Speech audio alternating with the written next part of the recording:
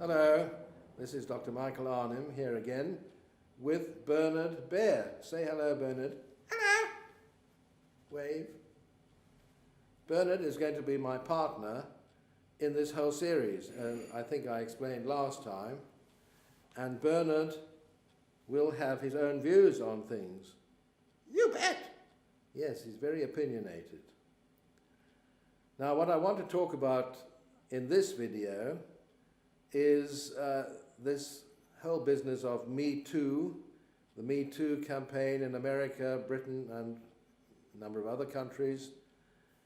And I want to quote, first of all, a tweet from none other than US President Donald Trump, who, of course, is a great tweeter. People's lives, is what he says, people's lives are being shattered and destroyed by a mere allegation. Some are true and some are false. Some are old and some are new. There is no recovery for someone falsely accused. Life and career are gone. Is there no such thing any longer as due process? We would say due process in America. That was a tweet which he did on the 10th of February, 2018. I think it's very, very sensible. But it's come up against a lot of criticism. For one thing, it's been said that he doesn't show sufficient sympathy for the victims, only for the alleged perpetrators. But I think what's very important is that he is at least using the word alleged, allegation. People's lives are being shattered and destroyed by a mere allegation. That's absolutely true, I'm afraid. These allegations are mostly unproven.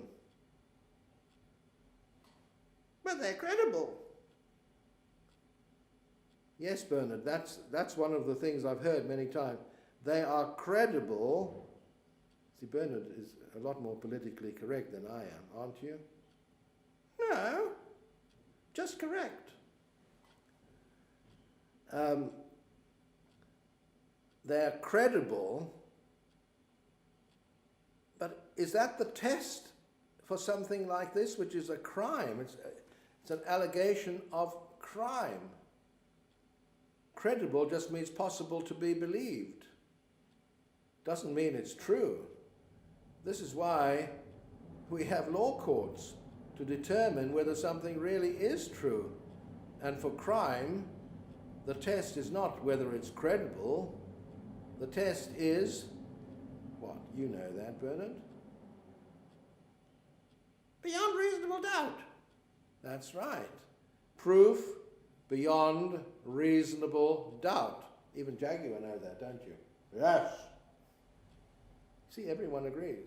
Proof of guilt beyond reasonable doubt, which is, in percentage terms, it's very hard to quantify, and the courts don't like to do that, but if you were to quantify it, it would be well over 90% certain. So credible isn't the test. And what exactly are these crimes that we're talking about? Well, there's rape, which is a very serious crime indeed. Sexual assault, sexual harassment, sexual abuse, and sexual misconduct. Actually, except for rape, assault, and harassment are crimes defined as such, but not the others. Abuse, sexual misconduct are very vague. It's hard to tell when something like that has occurred. Even sexual harassment. Normally the word harassment refers to something that occurs repeatedly, what is called in law a course of conduct. Course of conduct, not just a one-off. But the trouble with all of these is that it's one person's word against another. With rape, even the facts may very largely be agreed, the only disagreement being consent. Was there consent given? If it was consensual, then it's not rape. If it was consensual, it's not a crime at all. And how are you going to know? Evidence is the key. And most of these cases have never gone to court. Instead of that, as President Trump has said, people's careers have been destroyed on the basis of allegations. They've never gone to court. Some of them may never go to court. And once there is an accusation, as he says, there is no recovery for someone falsely accused. Life and career are gone. Is there no such thing any longer as due process? I would recast that, the last phrase, as, is there no such thing anymore as innocent until proven guilty? That's the test that is normally used, certainly in Britain. In America, they use the term due process for much the same thing, but they also use the phrase innocent until proven guilty. That is absolutely crucial. And around the world, that is the test. Innocent until proven guilty. It's extremely important. Also, there is a question of anonymity. For the most part, those who allege these sex crimes are given anonymity. Yes, some of them have come forward and have been interviewed, that's true. But they can mostly have anonymity if they want. On the other hand, the people they're accusing do not have anonymity. Is that really fair?